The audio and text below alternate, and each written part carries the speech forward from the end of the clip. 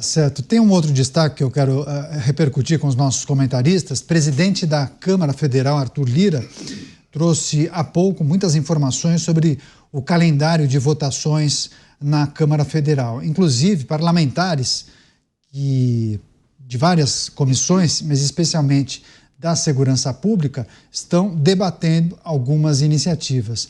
Na sessão que aconteceu nesta segunda-feira, os deputados aprovaram a urgência de 18 propostas voltadas para o setor da segurança pública. Entre os projetos, destacam-se medidas para endurecimento de penas, aumento da segurança em escolas e maior proteção às vítimas de crimes violentos. A inclusão dessas medidas no regime de urgência acaba permitindo que sejam apreciados diretamente no plenário, sem a necessidade daquela tramitação tradicional, onde os projetos têm de passar obrigatoriamente por várias comissões. Você, Roberto Mota, oposição acelerando um pacote de segurança pública na Câmara Federal, um esforço concentrado, aproveitando inclusive, isso que muitos têm chamado de crise entre Congresso e Executivo Federal. Mota.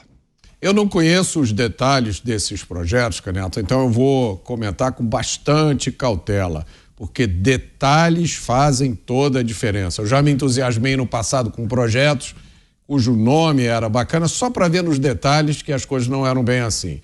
Mas me parece que o espírito desses projetos está na direção certa. Por exemplo, há um projeto que determina a internação compulsória de pessoas com transtornos mentais condenadas a cumprimento de penas. Eu já citei aqui uma decisão da Corte Interamericana de Direitos Humanos que fez uma recomendação num caso de um doente mental que morreu por causa de maus tratos, e essa recomendação da Corte Internacional de Direitos Humanos foi interpretada aqui no Brasil como uma decisão de fechar os chamados manicômios judiciais.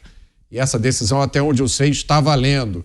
Então, pessoas que foram condenadas por cometerem crimes e que têm transtornos mentais teriam que buscar atendimento ambulatorial no SUS, acreditem vocês ou não. Então, esse projeto aqui me parece um projeto de restauração de um mínimo de sanidade. Também tem outro projeto que tipifica crime de obstrução de vias públicas com uso de barricada. Agora é moda no Rio de Janeiro, à medida que as facções e as milícias vão tomando os bairros, eles constroem barricadas no meio das ruas de concreto e aço e fica por isso mesmo.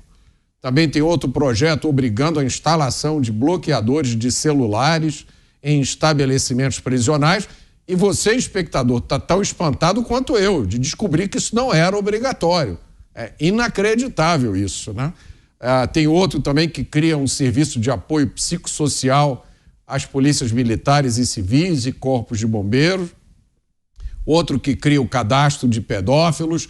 Também tem que ter cuidado com os detalhes aqui, porque da última versão desse projeto tinha umas coisas que não faziam nenhum sentido, que diluíam a intenção inicial do projeto. Aumento de pena por furto, roubo ou receptação de fios e cabos, problema gravíssimo nas grandes cidades, Rio de Janeiro e São Paulo. As pessoas ficam sem luz, às vezes durante dias, por causa do roubo dos fios.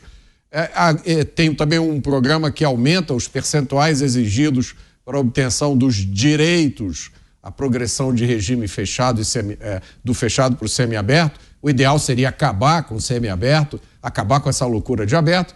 Enquanto a gente não chega lá, é o melhor que a gente pode ter. E tem também um projeto que me entusiasmou muito pelo título, que é o Estatuto da Vítima. Mas eu conversei agora de tarde com o promotor Leonardo Augusto César, ele é do Ministério Público do Espírito Santo, presidente da Associação Espírito Santense do Ministério Público. Ele já teve acesso ao projeto e ele me alertou para algumas coisas que estão faltando ainda nesse projeto, precisam ser adicionadas. Uma delas, por exemplo, é a previsão da vítima ser ouvida na audiência de custódia.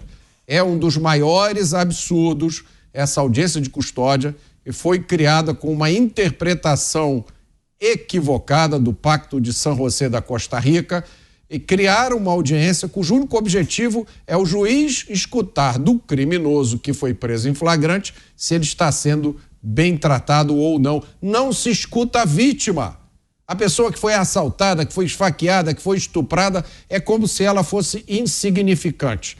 Então, é lógico que o Estatuto da Vítima tinha que incluir isso. Se o juiz está preocupado com o bem-estar do criminoso, ele tem que estar, no mínimo, igualmente preocupado com o bem-estar da vítima.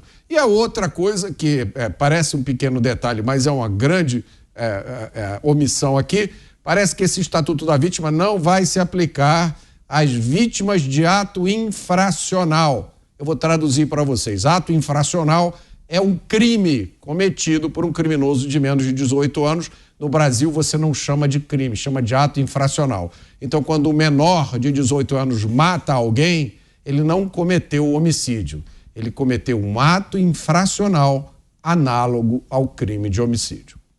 Pois é, o Mota trouxe a lista de projetos aprovados e a gente vai detalhar um deles, porque uma dessas medidas que fazem parte desse pacotão de segurança pública, será inclusive votada nesta semana, tem um projeto que obriga a instalação de detectores de metais e cercas elétricas nas entradas de creches e escolas municipais e privadas.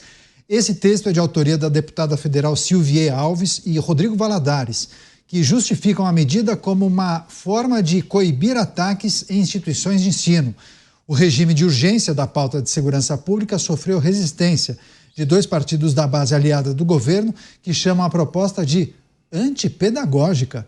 De acordo com o projeto, o Poder Executivo terá a missão de fiscalizar e penalizar as escolas que não cumprirem a regra, e os recursos que custeariam a instalação dos detectores e das cercas viriam do Fundo Nacional de Desenvolvimento da Educação. Você, Dávila, Câmara aprovando a urgência desses 18 projetos desse pacote de segurança pública e, em destaque, esse projeto que prevê a instalação de detectores de metal em instituições públicas de ensino. Dávila. Parece que é um projeto que toca em pontos importantes de endurecimento de pena, de aumento de segurança nas escolas. O problema, Caniato, que eu sempre fico preocupado com esses projetos, é que o Brasil tem milhões de realidades diferentes. Uma coisa é você colocar aumento de segurança em escolas, detector de metal, nas escolas de São Paulo, Rio de Janeiro, Belo Horizonte.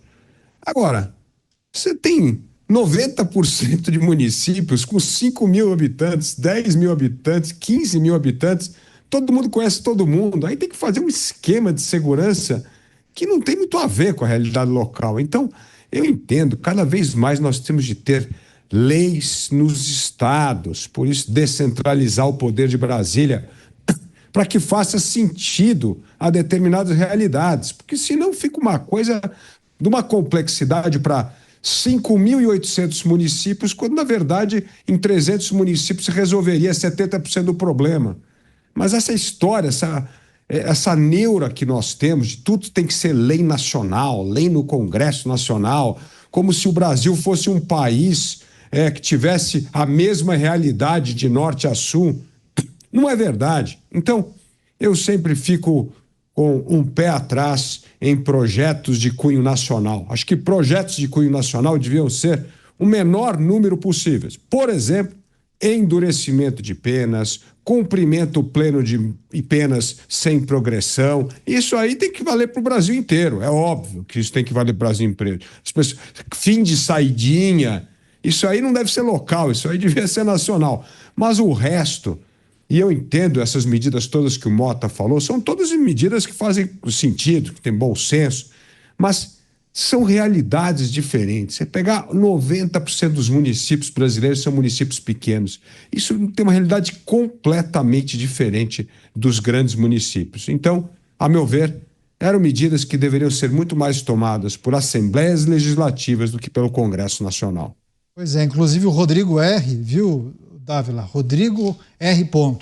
Detectores em todas as escolas? Interrogação. Faz uma pergunta. Dele diz: criando dificuldades para vender facilidades. E as licitações? 3 pontinhos. Enfim, está em linha mais ou menos com o que você colocou aqui no seu comentário. Você, Cristiano Beraldo, essa força-tarefa da Câmara Federal aprovando a urgência para analisar em plenário esses projetos ligados à segurança pública e tem essa iniciativa em destaque, instalação de detector de metal em todas as escolas do país. Certamente, se isso já estivesse em operação, né, Beraldo? Aquelas tragédias em algumas escolas que entram uma pessoa perturbada e abre fogo contra os alunos, certamente isso não teria acontecido. Mas será que todas as escolas precisam dessa tecnologia? Pois é, Caniato. A gente vê o Brasil, primeiro, seguindo exemplos de forma absolutamente tardia e colocando esse tipo de proposta de uma maneira estapafúrdia.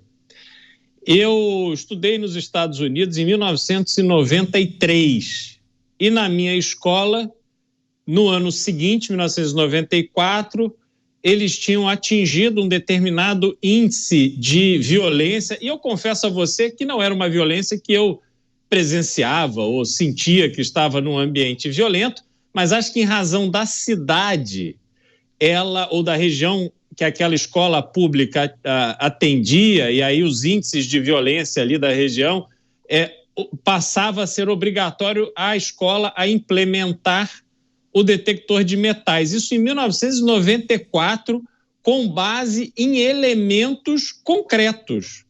E os detectores de metais eram operados por pessoas da polícia, que ficavam ali garantindo a segurança da escola. E aí é isso que o Dávila falou, você vai olhar para a realidade dos municípios brasileiros, primeiro você tem a vasta maioria, eu quero crer, das escolas, não tem necessidade de você colocar ali um detector de metal. O problema das escolas é outro. O problema das escolas que temos no Brasil é o fato dos alunos sequer hoje respeitarem os professores. E professores que na hora que querem impor a sua autoridade dentro da sala de aula, e sala de aula é sim ambiente para se ensinar disciplina, a aprender a respeitar os mais velhos e os mais sabidos, para que os alunos estejam lá para aprender. Mas aí quando há esse tipo de postura por parte do professor, aí são os pais que vão lá reclamar do professor. Então, a educação no Brasil está completamente de ponta cabeça. Estão achando que o problema agora vai ser resolvido com detectores de metais pelas escolas do Brasil afora. Isso, sinceramente, não faz absolutamente nenhum sentido. As escolas, algumas delas não têm nem água encanada, não tem esgoto. Mas aí não, tem kit de internet, né? A gente viu outro dia, kit de robótica, não era nem internet. Kit de robótica e detector de metal. Ora, convenhamos, isso não faz absolutamente nenhum sentido. É uma coisa tipicamente brasileira para queimar dinheiro público e não ter efeito prático nenhum. Quer arrematar, Mota? Eu não duvido que esse projeto tenha sido concebido com boas intenções. Mas a gente não mede uma política pública pelas intenções. A gente mede pelos resultados. No Brasil acontecem hoje 40 mil homicídios por ano. Eu nunca vi nenhum indicador dizendo quantos desses homicídios acontecem dentro de escolas. Eu acho que poderia ser um bom ponto de partida. Me parece que a decisão de instalar ou não detector de metais deve ser de cada escola.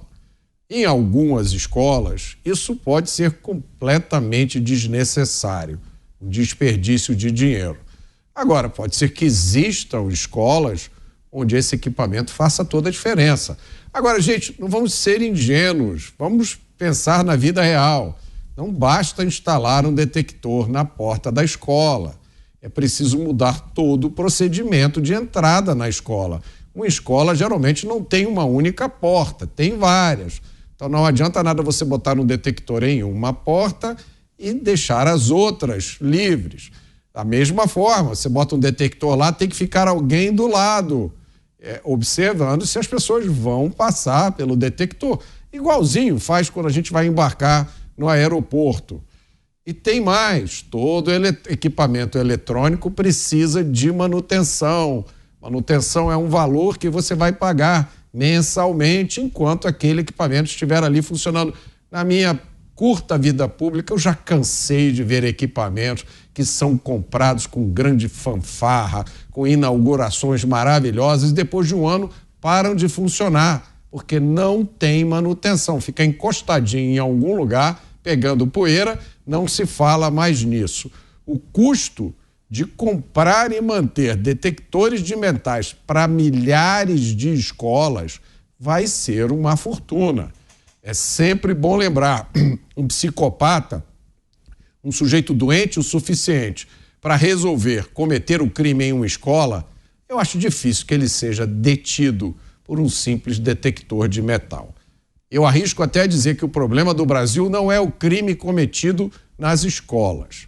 O problema do Brasil é o crime cometido em absolutamente qualquer lugar. E para isso só há um remédio: uma lei penal decente e uma justiça sem ideologia.